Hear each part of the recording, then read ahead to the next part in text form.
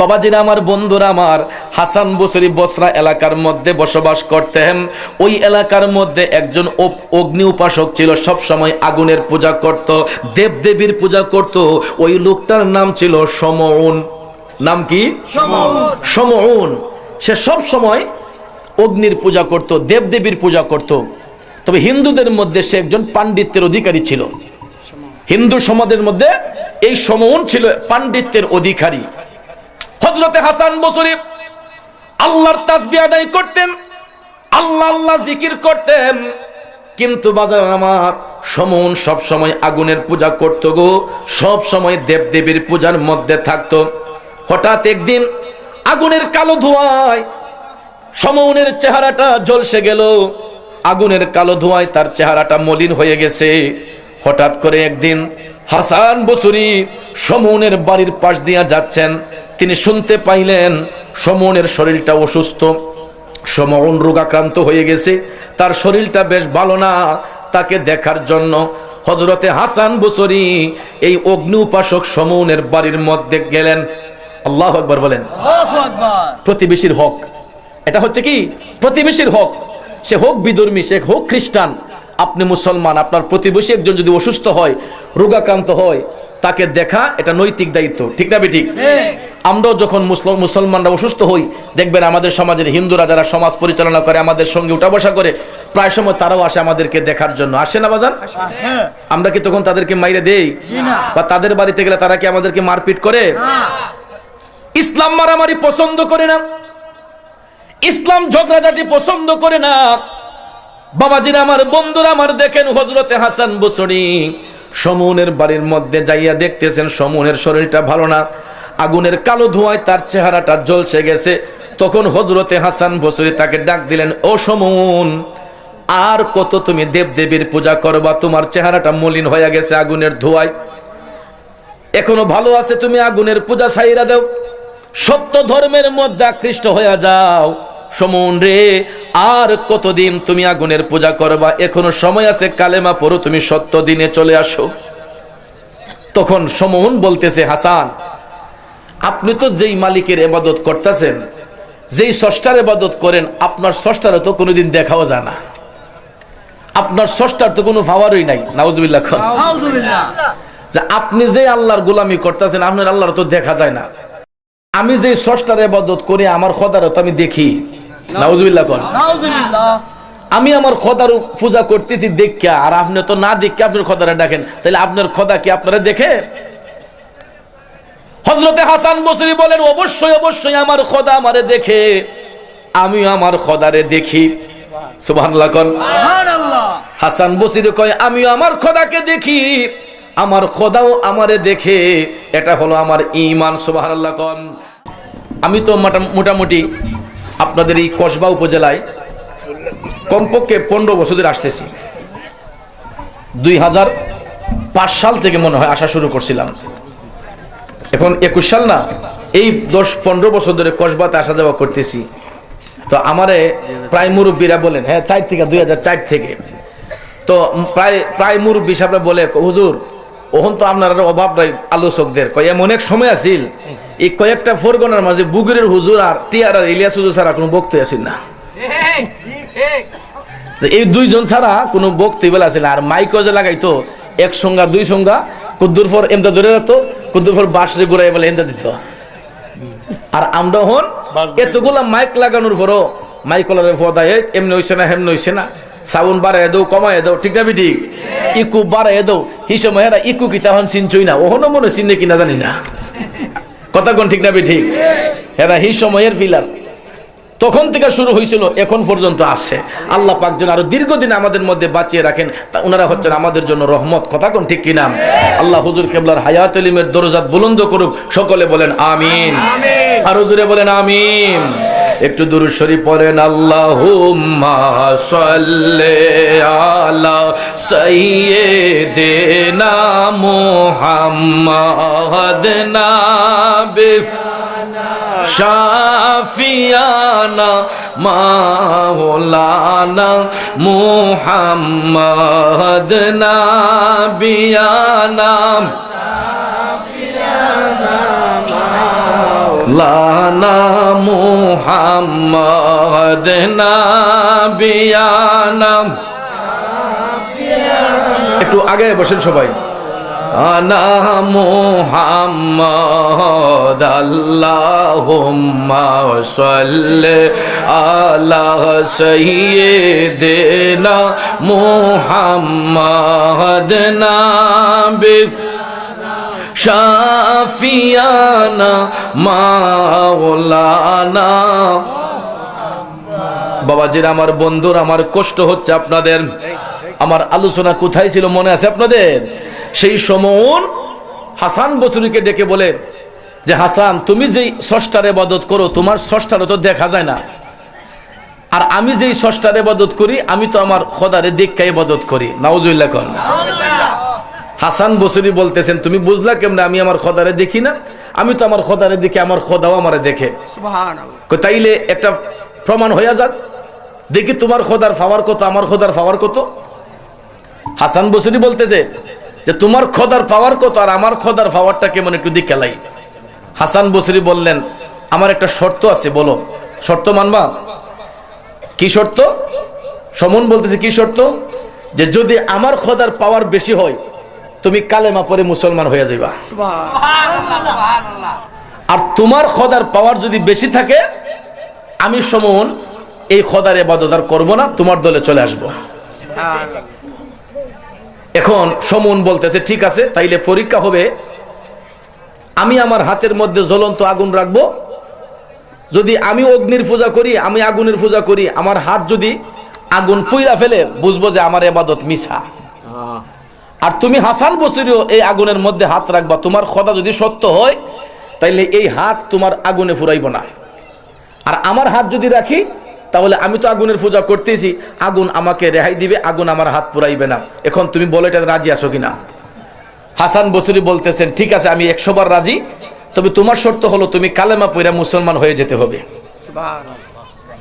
বাবাজিরা, আমার বন্ধুরা, আমার অগ্নি উপাসক সমন বলতেছে ঠিক আছে ও হাসান, আমি তোমার শর্তের মধ্যে রাজি, যদি আমার খোদার যদি মিথ্যা হয়, আমার খোদার যদি পাওয়ার না থাকে, আমি তোমাকে ওয়াদা করছি আমি কালেমা পড়ে মুসলমান হইয়া যাইব। আর যদি তোমার হাত যদি পড়ে যায় মনে করব তোমার খোদাও মিথ্যা, তুমি আমার দলে চলে আসতে হবে। হাসান বসরি বললেন ঠিক আছে, এখন কার হাতটা আগে রাখবো? সমন কয় আগে তোমার হাত রাখো। হাসান বসরিকে বলে আগে তোমার হাত রাখো, পরে আমার হাত রাখবো। হযরতে হাসান বসরি বললেন ঠিক আছে সমন, তোমার কথায় আমি রাজি, তারপরও আমার কথা হলো তুমি সত্য ধর্মে আসতে হবে। কয় আগে হাত রাখো আগুনের মধ্যে। এবার জ্বলন্ত আগুন ধাউ ধাউ করে জ্বলতেছে। আমার আল্লাহর গোলাম হযরতে হাসান বসরি, আমার নবীজির গোলাম হযরতে হাসান বসরি জ্বলন্ত আগুনের মধ্যে আপন হাতটা যখন রাইখা দিলেন, অনেকক্ষণ আগুন জ্বলতেছে বাজান, আগুনে তো হযরতে হাসান বসরির হাতকে স্পর্শ করে না। ওরে যাহার দনে হইলাম দনি, যাহার মানে হইলাম মানি, যাহার গুণে হইলাম গুণী, প্রাণে বিশ্বাস রয় আমার, মুর্শিদ আমার রং মহলে আগদুয়ারে পাহারাদার, তাই তো আমি শুইয়া থাকি সংবাদ লই না দুনিয়ার, ঠিক না? ও বন্ধুরে বন্ধু, দেখেন আল্লাহওয়ালা ব্যক্তিদেরকে আমার আল্লাহ কত মায়া করে, নবীর গোলামদেরকে আল্লাহ তাআলা কত মায়া করে, আমার আল্লাহ তার গোলামদেরকে কত ইজ্জত দিছে বাজান। ওই হাসান বসরি যখন জ্বলন্ত আগুনের মধ্যে হাতটা রেখে দিলেন, অনেকক্ষণ রাখার পরে আগুন তো ওই হাত স্পর্শ করলো না। এবার হাসান বসরি বললেন সমন, দেখলা তো আমি যে আল্লাহর ইবাদত করি আমার খোদা সত্য, যদি আমার খোদা মিথ্যা হইতো তাইলে তো আমার হাতটা আগুনে পুড়ে যাইতো, ঠিক না ঠিক? যেহেতু আমার হাত আগুনে পুরাই নাই, বোঝা গেছে যে আমার আল্লাহই সত্য, কথা কোন ঠিক না ঠিক? এখন তোমার পরীক্ষা শুরু। সমন এখন চিন্তিত হয়ে গেল, কি করব কি করব। চিন্তা করলো যে হাসানের হাত যেহেতু আগুনে পুরাই নাই, আমার হাতটাও তো পুরাইবে না, যেহেতু আমি সব সময় তার পূজা করি, ঠিক না বেঠিক? এবার সমউন অগ্নি উপাসক সত্যি সত্যি বাজান জ্বলন্ত আগুনের মধ্যে তার হাতটা রাখতে দেরি হয়েছে, আগুন সেটা পুড়ে ছাই করে দিতে দেরি করে নাই। আল্লাহু আকবার, ইয়া রাসূলুল্লাহ। লতিফ তুমি নাম নিলে, তুমি সুখ মেহেরবান, গজব রতে রহমত মুসিবত নাম দয়ার, গফুরুর রহিম আল্লাহ তুমি স্রষ্টা পরু আর দেগার, তোমারি দয়ার নাই সীমা নাই, করুণা তো মার উপর, ঠিক না বিঠি? আমার ভাইয়েরা বন্ধুরা, অগ্নি উপাসক সমন জ্বলন্ত আগুনের মধ্যে হাতটা রাখতে দেরি হয়েছে, আগুন সেটা পুড়ে ছাই করে দিতে দেরি করে নাই। কিন্তু হাসান বসরি আল্লাহর তাসবিহ আদায় করেন, এক আল্লাহর ইবাদত করেন, নবীজির গোলামি করার কারণে আল্লাহ তাআলা হযরতে হাসান বসরিকেই জয়লাভ করাইলেন, ঠিক না বেঠে? কারণ বাজান সত্যের কোনো ভয় নাই, সত্যের কোনো মৃত্যু নাই, কথা বলেন ঠিক না বেঠে? এবার হাসান বসরি ডাক দিয়ে বললেন, সমুন এখন তো দেখছো কার খোদার পাওয়ারটা কেমন, এখন বলো তুমি কালেমা পড়বা কিনা? পরীক্ষায় তো আমি জয়লাভ করেছি, এখন তুমি আমার শর্ত মানো। এখন সমুন বলতেছে, হাসান আমি কালেমা পড়তাম, যে আমার আরেকটা শর্ত আছে। দেখেন এই শর্ত বাদ দিয়ে এখন আরেকটা শর্ত দিচ্ছে। কি শর্ত? আমি মুসলমান হওয়ার পরে আল্লাহর তাসবিহ আদায় করব, আমি আর বাঁচবই বা কয়দিন? যদি আমি মরে যাই, আল্লাহ কি আমার কবরে আযাব মাফ করবে? হাসান বসরি বললেন, তুমি যদি 70 দিনের মধ্যে চলে আসো, 70 দিনের মধ্যে চলে আসো, অবশ্যই আল্লাহ তোমার কবরে আযাব মাফ করবে। তখন সেই সমুন বলতেছে, তাহলে তুমি আমার একটা লিখিত দাও, তুমি আমাকে একটা লিখিত দাও যে আল্লাহ তাআলা আমারে কবরের মধ্যে আযাব দিবে না। হযরতে হাসান বসরি টপ টপ করে চোখের পানি ছেড়ে কান্না শুরু করে দিলেন। আমি হাসানের কবরের মধ্যে কি অবস্থা হবে আমি তো আমার খবরই জানি না, আমি কেমনে তারে এই লিখিত দেই যে আল্লাহ তার কবরের মধ্যে আযাব দিবে না, তারে আল্লাহ মাফ করে দিবে। টপ টপ করে চোখের পানি ছেড়ে হযরতে হাসান বসরি কান্দে।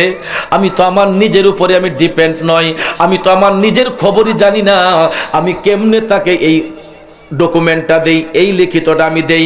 অনেকক্ষণ চিন্তা করার পরে কাশফুল কুলুবের মাধ্যমে হাসান বসরি তার ইশারা পাইলেন যে তুমি তাকে লিখিত দিয়ে দাও, তুমি তারে লিখিত দিয়ে দাও। সত্যি সত্যি কাশফুল কুলুবের মাধ্যমে আল্লাহর ওলি হাসান বসরি যখন জানতে পাইলেন, তখন তিনি একটা কাগজের মধ্যে লিখিত দিলেন যে এ সমুন, কালেমা পড়ে মুসলমান হওয়ার পরে যেদিন তুমি দুনিয়া থেকে মৃত্যুবরণ করবা, আল্লাহ তাআলা তোমার কবরের মধ্যে আযাব দিবে না। মুসলমান হওয়ার কারণে আল্লাহ তোমার কবরের মধ্যে আযাব দিবে না, তুমি 70 দিনের মধ্যে প্রবেশ করেছো। এই বলিয়া হযরতে হাসান বসরি একটা কাগজের মধ্যে লিখিত দিলেন। তখন অগ্নি উপাসক সমুন সে কালেমা পড়ে মুসলমান হয়ে গেছে। কোনো মারপিট করতে হইছে? ঝগড়া করতে হইছে? কারো বাড়িতে আগুন লাগানো হইছে? শালীন ভাষায় কারামতি শক্তির বলে, কারামতি শক্তির বলে হযরতে হাসান বসরি লিখিতর মাধ্যমে সমুনকে 70 দিনের মধ্যে দাখিল করালেন। মুসলমান হওয়ার পরে গো, এবার দেখা যায় কিছুদিন যাবার পরেই সত্যি সত্যি সেই অগ্নি উপাসক সমুন এই দুনিয়ার মায়া ছেড়ে অন্ধকার কবরের মধ্যে চলে গেছে। ইন্না লিল্লাহি ওয়া ইন্না ইলাইহি রাজিউন। অগ্নি উপাসক সমুন মুসলমান হইয়া মৃত্যুবরণ করছে। এখন এই সমুন ওসিয়ত করছিল তার আওলাদদের কাছে যে আমি যখন মারা যাব, তোমরা যখন কবরে দাফন করবা, আমার কাফনের ভিতরে কিন্তু এই কাগজটা ঢুকাই দিবা। আমার কাফনের ভিতর কিন্তু এই কাগজটা তোমরা ঢুকাইয়া দিবা। এই কাগজটা আমার বিশেষ প্রয়োজন। সত্যি সত্যি সমনের ইন্তেকালের পরে হাসান বসরির দেওয়া সেই লিখিত কাগজটা কাফনের ভিতর ঢুকাইয়া দেওয়া হইল। বাবাজিরা আমার, বন্ধুরা আমার, এখন কবরের মধ্যে দাফন করার পরে কয়েকদিন যখন পার হইয়া গেল, হঠাৎ করে হাসান বসরি ঘুমের ঘরে স্বপ্নে দেখে গো, এই হাসান বসরি ঘুমের ঘরে স্বপ্ন দেখে অগ্নি উপাসক সমউনকে দেখা যাচ্ছে। সুবহানাল্লাহ কোন সুবহানাল্লাহ। সমউনকে তিনি স্বপ্নে দেখতেছেন। সমউনের মনটা খুব মনটা আনন্দে ভরে গেছে। তখন স্বপ্নের ঘরে হযরতে হাসান বসরি বললেন, সমউন, কবরে তোমার কি অবস্থা, কোন অবস্থার মধ্যে আছো? তখন সমউন ডাক দিয়া কই, হাসান, ও ভাই হাসান, তোমার এই লিখিতটা আমার এত কাজে আসছে, তোমার এই লিখিতটা আমার সঙ্গে নিয়ে আসার কারণে সত্যি সত্যি আল্লাহ তাআলা আমার কবরের আযাব মাফ করে দিছে। এ হাসান, তোমার এই লিখিতটা আমার বড় কাজে এসেছে। এই লিখিত না থাকলে হয়তো আল্লাহ তাআলা আমার অন্য ফয়সালা করতেন, কিন্তু তোমার ওই লিখিতটা থাকার কারণে আল্লাহ তাআলা সত্যি আমার কবরের আযাব মাফ করে দিয়েছেন। নেও হাসান, এই কাগজের আমার আর দরকার নাই, তোমার কাগজ তুমি ফেরত নিয়ে যাও, আর এই কাগজ লাগবে না, আল্লাহ আমাকে কবুল করেছেন। স্বপ্নের ঘরে কাগজ ফেরত দিল, বাস্তবিক এটা থাকার কথা ছিল। বাবাজিরা আমার, দেখেন আল্লাহওয়ালা ব্যক্তিদের স্বপ্ন কেমন হয়, আল্লাহর ওলিদের স্বপ্নটা কেমন হয়। এখন দেখা যায় স্বপ্নের ঘরে সমউন যখন সেই লিখিত কাগজটা ফেরত দিল, আল্লাহর ওলি হযরতে হাসান বসরি স্বপ্ন থেকে জাগ্রত হইয়া সত্যি সত্যি ওই কাগজটা তার হাতের মধ্যে দেখতে পায়। আরে জোরে জোরে তাকবীর, আল্লাহু আকবার, ইয়া রাসূলুল্লাহ, জিন্দাবাদ। ওরে আউলিয়ার দরবারে মিলে নবীজির দিদার, আউলিয়ার দরবারে মিলে মুস্তাফার দিদার, আউলিয়ার দরবারে মিলে মুস্তাফার দিদার, আউলিয়ার দরবারে শুধু প্রেমেরই কারবার, আউলিয়ার দরবারে শুধু প্রেমেরই কারবার, আউলিয়ার দরবারে মিলে মুস্তাফার দিদার, আউলিয়ারা ইশকের বলে কত খেলা খেলতে পারে, আউলিয়ারা ইশকের বলে কত খেলা খেলতে পারে, মুর্দা মানুষ জিন্দা করে বসরার ময়দান, আউলিয়ার দরবারে মিলে মুস্তাফার দিদার। ইশকবাজি সহজ নয়, ইশকেতে আউলিয়া হয়, ইশকবাজি সহজ নয়, ইশকেতে আউলিয়া হয়। সাক্ষী আছেন পীর জিলানে আউলিয়ার সরদার, সাক্ষী আছেন পীর জিলানে আউলিয়ার সরদার, আমার আউলিয়ার দরবারে মিলে মুস্তাফার দিদার, জোরে আউলিয়ার দরবারে মিলে মুস্তাফার দিদার। শুন বলি রে বনের পাখি, করছো কেন ডাকা ডাকি, ডালেতে থাকিয়া বুঝি পাইছো তার দিদার, ডালেতে থাকিয়া বুঝি পাইছো তার দিদার, আউলিয়ার দরবারে মিলে মুস্তাফার দিদার। বলুন আউলিয়ার দরবারে মিলে দার।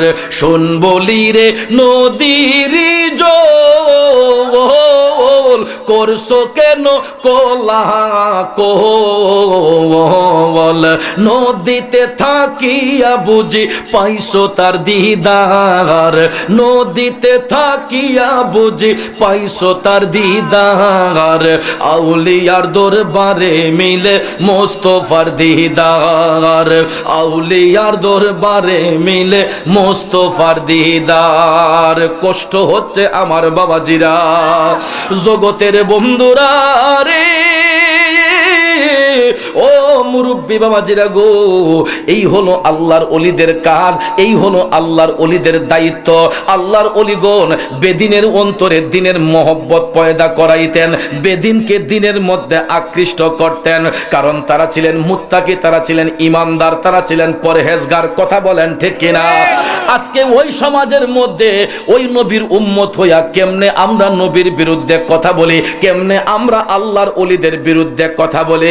বাবান আমার, বন্ধুরা আমার, দুঃখ লাগে, কষ্ট লাগে রে। ওই নবীর উম্মত হইয়া নবী চিনলাম না, কিন্তু যাদেরকে চোখে দেখি না, যাদের চোখে দেখি না আগুনের তৈয়ার ওই জিন জাতি কেমনে আমার নবীরে তাজিম করে, একটু বললে কি কষ্ট হবে? কিতাবের নাম হচ্ছে হুজ্জাতুল্লাহি আলাল আলামিন। ওই কিতাবের মধ্যে আমি দেখলাম বাজার জিন জাতি আমার নবীরে কেমনে ভালোবাসে। সেই মক্কাতুল মুকাররমার মধ্যে আরেকটা অগ্নি উপাসক ছিল, সেই অগ্নি উপাসকের নাম ছিল ওলিদ। নাম কি? ওলিদ।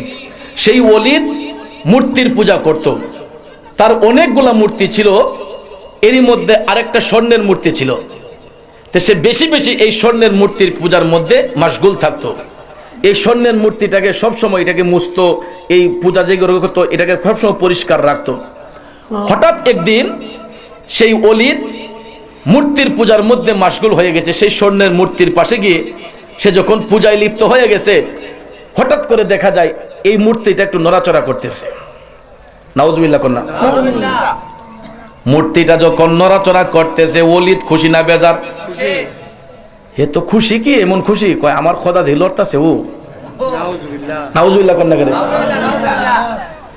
কই দেখি তো আমার খোদা কি করে। হঠাৎ করে দেখে ওলিদ সেই স্বর্ণের মূর্তিটা নড়াচড়া করতেছে। একটু পরে দেখা যায় ওই মূর্তির ভিতর থেকে আগুনের ধোঁয়ার মতো বের হচ্ছে। সে কয় আমার খোদা কি করতেছে দেখি। একটু পরে দেখা যায় এই মূর্তির ভিতর থেকে একটা আওয়াজ বের হচ্ছে। নাউজুবিল্লাহ কোন। মূর্তির ভিতর থেকে একটা আওয়াজ বের হচ্ছে, ও মক্কাবাসীরা, মুহাম্মদ দিনের নবী না, সত্য নবী না? নাউজুবিল্লাহ। আরো আস্তে কোন নাউজুবিল্লাহ, জোরে বলেন নাউজুবিল্লাহ। বাবাজিরা আমার, মূর্তির ভিতর থেকে আওয়াজ বের হচ্ছে, মক্কাবাসী, মুহাম্মদ দিনের নবী না, সত্য নবী না? আরো জোরে কোন নাউজুবিল্লাহ। কাফের ওলিদ খুশি না বেজার? সে তো খুশিতে আত্মহারা। কয় হায় রে, আমার খোদা দিয়ে মন কথা আজকে শুনাইতেছে। কয় মুহাম্মদ দিনের নবী না, সত্য নবী না? নাউজুবিল্লাহ। এখন ওলিদ চিন্তা করছে যে আমি একলা শুনলে তুই তো না, আমার বাড়ির লোকটাকে শুনাইতিব। শুনে রাস্তার মধ্যে গিয়ে চিল্লাচিল্লি শুরু করছে, কে কোথায় আসো তোমরা, তাড়াতাড়ি দিক্কা যাও, আমি যেই খোদার ইবাদত করি আমার খোদা বলতেছে যে মুহাম্মদ সত্য নবী না, দিনের নবী না? নাউজুবিল্লাহ কোন। তখন চিল্লাচিল্লি শুই না আশেপাশের লোকজন সবাই তার বাড়িতে আসলো। কই দেখি তো কি পাগলা কিতা কইতেছে। কই দিক্কা যাও, আমার খোদা কিতা কয়। কয় কি কয় দেখি তো। সবাই গেছে, যাইয়া দেখে সত্যি সত্যি ওই মূর্তির ভিতর থেকে আওয়াজ বের হচ্ছে, মূর্তিটার ভিতর থেকে আওয়াজ বের হচ্ছে। কে যেন বলতেছে মুহাম্মদ দিনের নবী না, সত্য নবী না? আরো জোরে কোন নাউজুবিল্লাহ। এখন আশেপাশের লোকজনেরা মনে করছে যে পাগলের কথা তো ঠিক হই, হে জের পূজা করতেছে, হের খোদা তুই কথা কইতেছে, এটা সত্য হই। এখন সবাই শুই না চলে গেছে। এখন কাফের ওয়ালিদ ভাবছে যে খালি বাড়ির আশেপাশের লোকজন জানলই তো না, সারা মক্কার মধ্যে সংবাদ ছড়াইতেইব, সবাই যে তাইসা শুই না যায় যে উনি যে সত্য নবী না, দিনের নবী না? নাউজুবিল্লাহ। সত্যি সত্যি কাফের ওয়ালিদ তার উজিরদেরকে পাঠাইয়া গোটা মক্কার মধ্যে দাওয়াত ছড়াইয়া দিল, ও মক্কাবাসীরা, আগামী কালকে আমার মনিবের বাড়িতে, মনিব যেই খোদার ইবাদত করে সেই মূর্তির ভিতর থেকে আওয়াজ আসবে যে মুহাম্মদ সত্য নবী না? নাউজুবিল্লাহ। এই সংবাদ ছড়াইয়া দিল গোটা মক্কার মধ্যে। কাফের ওয়ালিদ তার উজিরদেরকে পাঠাইয়া চতুর্দিকে সংবাদ ছড়াইল। সংবাদ যাইতে যাইতে যাইতে যাইতে হঠাৎ করে এই সংবাদটা চলে গেল রাহমাতুল লিল আলামিন নবীজির কাছে। সুবহানাল্লাহ। আরো জোরে কন্যা সুবহানাল্লাহ। কাফের ওয়ালিদের সৈনিকরা দুজাহানের নবীকে বলতেছে যে আপনি যে সত্য নবী না, এটা আমার মনিব যে খোদার পূজা করতেছে এই খোদা কইয়া দিছে। নাউজুবিল্লাহ। আপনি যদি বিশ্বাস না হয় কালকে আপনি যাইয়েন, নবীজিরে বলতেছে। আল্লাহর হাবিব দয়া সাগর নূর নবীজি মুস্কি হেসে বললেন যে গোটা মক্কাবাসী যেহেতু যাবে তাইলে আমি না যাবো কেন, আমিও তোমার মনিবের বাড়িতে যাব। সুবহানাল্লাহ। আল্লাহর নবী ডাক দিয়ে বলতেছেন গোটা মক্কাবাসী যদি যায় আমি রাসূল বাদ থাকবো কেন, আমিও যাব। এই কথা বলার পরে আল্লাহর হাবিব দাওয়াত কবুল করলেন। পরের দিন সত্যি সত্যি দেখা যায় গোটা মক্কাবাসীরা কাফের ওলিদের বাড়ির মধ্যে উপস্থিত। এখন আমার নবীজি তখন পর্যন্ত তশরিফ নেন নাই, গোটা মক্কাবাসী উপস্থিত। লুকে লুকারণ্য হাজার হাজার লোক কাফের ওলিদের বাড়ির মধ্যে জড়ো হলেন। কিছুক্ষণ পরে দেখা যায় দুজাহানের বাদশা নবীজি কাফের ওলিদের বাড়ির মধ্যে হাজির হইয়া যায়। আর জোরে কন্যা সুবহানাল্লাহ। বাবাজিরা আমার, দয়াল নবী সাল্লাল্লাহু আলাইহি ওয়াসাল্লাম কাফের ওলিদের বাড়ির মধ্যে গিয়ে হাজির হইয়া গেলেন। গোটা মক্কা পরিপূর্ণ, ঠিক নি? নবীজি উপস্থিত, গোটা মক্কাবাসী সেখানে। এখন নবীজি যখন উপস্থিত হয়ে গেলেন, এই খোদার কি আর কোনো পাওয়ার থাকবো? আপনারা কি মনে করেন খোদার কোনো পাওয়ার আছে?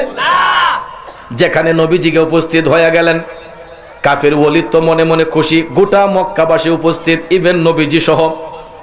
কাফের ওলিদ মূর্তির কাছে যাইয়া ডাক দিয়া বলতাছে, ও খোদা, সারা জীবন আমি তোমার পূজা করলাম, এখন গোটা মক্কাবাসীর আমার বাড়িতে উপস্থিত, ইভেন মুহাম্মদ সহ সাল্লাল্লাহু আলাইহি ওয়াসাল্লাম। কাফের ওয়ালিদ নবীজির নামটা এইভাবেই বলতেছে যে উনি সহ আমার বাড়িতে সবাই উপস্থিত। খোদা, এবার তুমি বইলা দাও তোমার মনের কথা। খোদা, এখন তুমি বইলা দাও, গোটা মক্কার মানুষ আমার বাড়িতে উপস্থিত। বাবাজিরা আমার, খোদাকে বলতেছে, খোদা এখন তুমি বলে দাও তোমার মনের কথা। এখন খোদার কি আর কোনো পাওয়ার আছে উল্টা কথা কওয়ার? জোরে বলেন সুবহানাল্লাহ। এখন বলেন সুবহানাল্লাহ। এখন দেখেন খোদার ভিতর থেকে কি আওয়াজ আসতেছে, এই মূর্তির ভিতর থেকে আওয়াজ আসতেছে, বাজান ওরে মক্কাবাসীরা, ও মক্কার অধিবাসী যারা এখানে এসেছেন, আপনারা ভালো করে শুনে রাখেন, মুহাম্মাদুর রাসূলুল্লাহ সাল্লাল্লাহু আলাইহি ওয়াসাল্লাম আল্লাহর সত্যিকারের রাসূল, এতে কোনো সন্দেহ নাই। আল্লাহু আকবার, ইয়া রাসূলুল্লাহ। নবীজি আমার আল্লাহর বন্ধু, কোনো সন্দেহ না আয়ো রে, আমি দয়াল নবীর নামে এ শান্তি পাই, আমি নূর নবীজের নামে এ শান্তি পাই। নবীজি আমার আল্লাহর বন্ধু, কোনো সন্দেহ না আয়ো রে, আমি দয়াল নবীজের নামে এ শান্তি পাই। কষ্ট হচ্ছে আমার বাবাজিরা, ওই আমার যুবক বন্ধুরা, ও মুরব্বী বাবাজিরা গো, এখন মূর্তির ভিতর থেকে আওয়াজ আসতেছে, ও মক্কাবাসীরা, উনি হচ্ছেন আল্লাহর সত্যিকারের রাসূল, এতে কোনো সন্দেহ নাই, তোমরা ওই নবীর উপর ঈমান আনয়ন করো। সুবহানাল্লাহ।